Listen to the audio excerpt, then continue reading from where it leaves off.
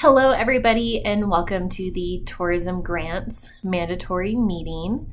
We are going to show you the step-by-step process on how to apply for your tourism grants today. And it's a little different than last year, so you're going to have this video tutorial available to you on the website after today's meeting as well. So first and foremost, once you're on the Experience Prescott website, you're going to go to the Office of Tourism tab. You'll see Tourism Grants. Go ahead and click that page. Then you'll come to this screen here. This paragraph talks about TAC being the Tourism Advisory Committee and PAC being the Prescott Area Arts and Humanities Council, and how they have combined their efforts to create these one tourism grants. It's now one process, one fund. It's going to make things a little easier for everybody involved. All events are eligible for up to $5,000, and depending on your rating and how many successful organizations apply, that'll affect your score and how much money you're able to receive. Just to clarify, the grant process begins this spring, and it's for this upcoming fiscal year. So your event should be after July 1st and before June 30th of 2025.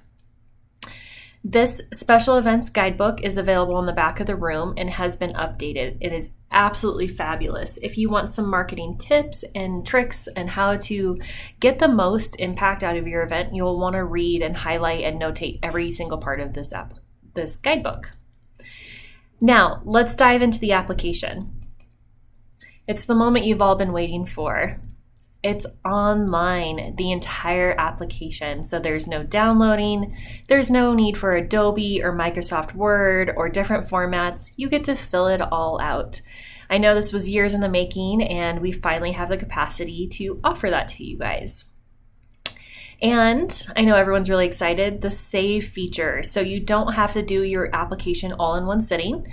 You can save it and come back to it at any point in time, which is just fantastic if you ask me. So given the applications in front of you, this is everything we talked about, all the important dates you need to know, the deadlines, which is Friday, April 5th, and then we are expecting electronic submission, which is super easy to do. You just hit submit at the end of this application. And then there is either a PDF by email if you really want to download and mail it or email it to me, that's fine. Or if you want to also do a PDF. This is not necessary, but we want to make sure that we are only accepting electronic versions of the application. The application will automatically come to me if you use the online form, or if you download and send the PDF, please send it to me directly or to our general email at hello@experienceprescott.com. Okay, and let's dive in. I expect you to read everything that's here. Our legal team would be thrilled if you do. I want to call out that a poster event is due 60 days after the event ends. The minimum standard for reporting is going to be attached to this application going forward, and you will not be able to apply for future grants if you do not do your post-event report. I can't stress how important that is. As a city government, we really need to have the documentation that shows that these funds are used appropriately. And the best part is, from now on, back on our website, the post-event report will live here as a button whenever you need it. So there's no need to download it or try and save it, okay? This is all of the legal documentation, again, that you need to read. We're not gonna spend time reading it here. Okay, I'm gonna pretend sign and then mark today's date. This glossary of terms will be useful later on, but we have put the text throughout. So feel free to kind of familiarize yourself with the terms or just refer back to it using the back arrow here. All right, we're gonna make up a fake event here. So this is my tax ID number, real, as you can see. We'll use my name throughout all of this just to show you how this works. I'm gonna make the date of the event, let's do August 14th of this year.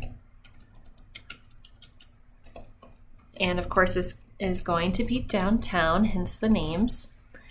I just have a bunch of filler text I'm going to use to fill all of these boxes. Anything with a red star is required. You will not be able to move forward if you leave a required field blank. Okay? This is my accurate contact information, so if you need any contact with city staff, feel free to screenshot this here.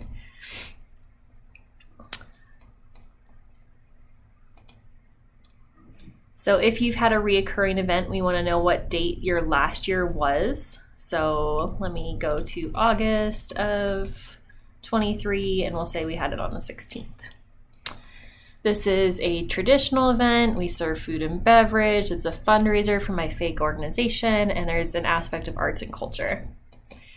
Now you're going to need to put your initials on every page here before you can move forward. And the screen thing says, great, you filled out all the required fields and you're allowed to move forward. Okay. Now the total requested amount, a maximum of $5,000 is available per organization. You can put less, but you can, if you do put less, be advised that we're only going to base your score over whatever your ask is here.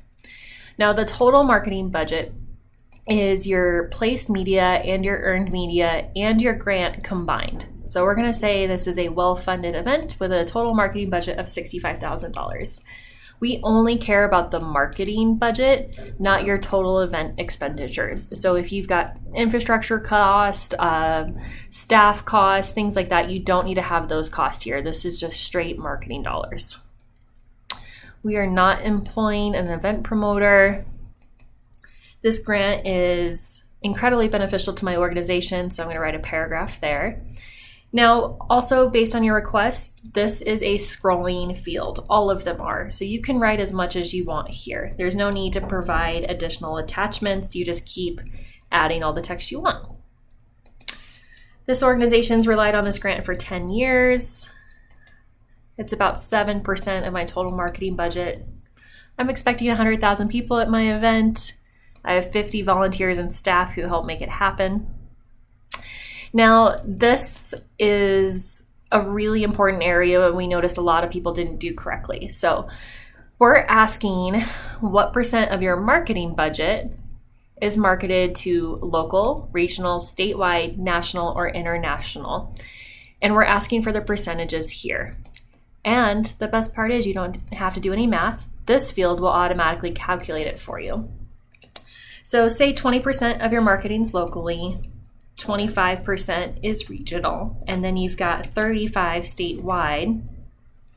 You'll do 10% national and then 10% international marketing. This should equal 100%. Even if you have 0 here because you don't do international marketing, make sure the rest of your percentages add up to be 100% per region, okay? If international attendance is recorded, list the countries represented. Well, we always mark it to Germany and Austria. Probably I'm not spelling that right because I'm on the spot. So we'll just put that there. The top zip codes you get attendance from go here. Trying to do this from memory.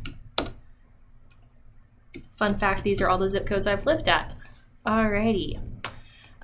Room nights. Now, this is another question that a lot of people did not answer correctly. You have to do math and you have to follow this formula that we give you exactly, okay? So bear with me and I will explain how it's achieved. And there's even an example, so you can just plug in your numbers and follow the formula, okay?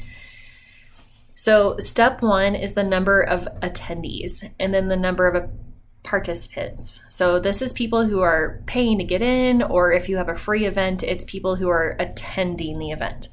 Participants is your volunteers, your staff, anyone else who makes the events happen, and that's your total event attendance there. And then you're going to double that by 2 because that assumes double occupancy. Most people are 2 people per room, so that's how we came up with that number. And then that gives you the total number of rooms needed. Now we know that not every single person is going to rent a hotel room. You've got a lot of local traffic. You've got a lot of people who are staying with friends and families. So that's why we have steps 3 and 4, because that's why we are going to calculate some variables. So you're going to take the total number of rooms needed times the number of nights stayed. So if you have a 3-day event, it's reasonable to believe that people are going to stay the 2 nights in between. Or if you have a 1-day event, it's reasonable to say that people are likely to stay 1 night. So whatever that answer is for you is what goes here. And then that gives you your total number of room nights, which will be really, really high. So that's why we need to divide it down by this constant variable of 25%. We're saying 25% of your total attendance is representing the out-of-town visitors. Now, that's low. However, we wanted to give everyone a constant number that we could calculate this off of so we could have consistency among these grant applications. So for an example, a tourism event has 100 staff and volunteers and participants. They anticipate 10,000 attendees. It's likely that the out-of-town visitors will stay 3 nights for their 4-day event. So here is how these steps are answered with those numbers. And then you do all the math and you break it down. And then it's estimated that your event will contribute 3,788 total room nights, which is fantastic. And that shows the justification for how important events are for the city of Prescott. So please make sure you do this right. If you need help, please call me. If you want us to walk through your specific formula together, we will make it happen. We just want to make sure this is accurate. We had everything from literally the answer 2 to well over 10,000, which is probably not accurate. So we want to help, and we want to help people get better at this area of the application. Don't be afraid to ask, okay? Moving on, my fake event has admission sales. My event numbers and sales have increased over the years, and then I'm going to assign a date that I've completed this section of the application. Now, here's another area where we notice some people being confused. So I really want to call out that placed media means you have purchased, whether it's a trade or ad value. If there's some sort of monetary value, it's likely under placed media. Doesn't matter if it's discounted or not. If there's an exchange of money, placed media, okay? We're asking what type of purchased media you plan to use. So you're just going to check them here. You don't need to do all of them, but you certainly can. And then here it's asking for the specific stations, rodeo programs, the amount spent, and the percent of the total marketing budget. So I'm not going to take the time to fill that out, but the more specific you can be, the better your application will score. So let's just throw in some fake text here. And then the total value of placed media. Since I have a healthy marketing budget, we're spending quite a bit of money making sure that we are getting everything we want to market this event. So $40,000 of my total budget is going to be on placed media. And then select the date. Okay, earned media. This is what's known as publicity. So this could be an even exchange, a trade, free advertising. If somebody wants to feature your event with no monetary exchange, that's earned media. If an influencer just gives you a shout out just because, also earned media. So the difference there is there's still value. It just doesn't cost you any money. So always ask when somebody is offering to do something for free for you, what the earned value is of this, okay? And again, we want the specifics. So specific medias, the outlets, the publications, the amount you've earned, and the estimated earned value. If you can throw in like the audience and how many people they expect to see this article or post, that's fabulous. Put it all here. So we're just gonna add some fake text to get through the application again. So I'm gonna say that the total value of my earned media was $20,000, which actually I need to put here. So placed media, this is the answer from the last screen, where we had put 40,000. So remember, placed is what you've paid for and earned is what you've earned. So right now we're at 60 $8,000, and we're assuming we're going to get the tourism marketing grant for $5,000. So the total monetary value of the marketing efforts would be this number, $40,000, plus this number, $20,000, plus the grant. So that would put us at $65,000. Okay. We do ask if you are receiving any other money from the City of Prescott in any other form, please let us know, and it should go here. And then we're going to talk about your event specifics. We want to know how involved your organization is, all the people you work with, and be as specific as possible. This is where you get to really sell your event to the people who are scoring your application. And again, these are scrolling boxes, so feel free to add as much text as you want. There you go.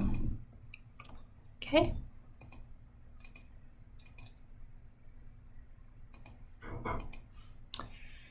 And that's it.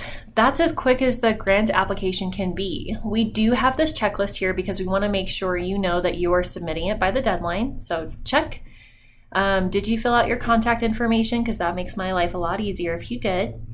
If you completed all the sections, you can go through here. And then, is a W-9 included with the application? This is super important. Even if you know we have it on file, please send it to me anyways, because it just makes the payment process that much faster, okay? And you can do so by just dropping it here.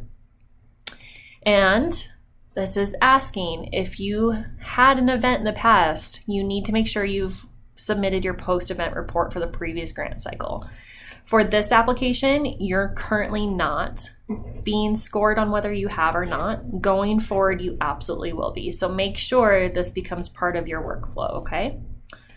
I need to just attach something random here so I can move forward with the application. Ignore how busy my desk is. We're gonna just grab a document. Okay, so my fake W-9 is there. This is confirmed. I'm gonna hit next.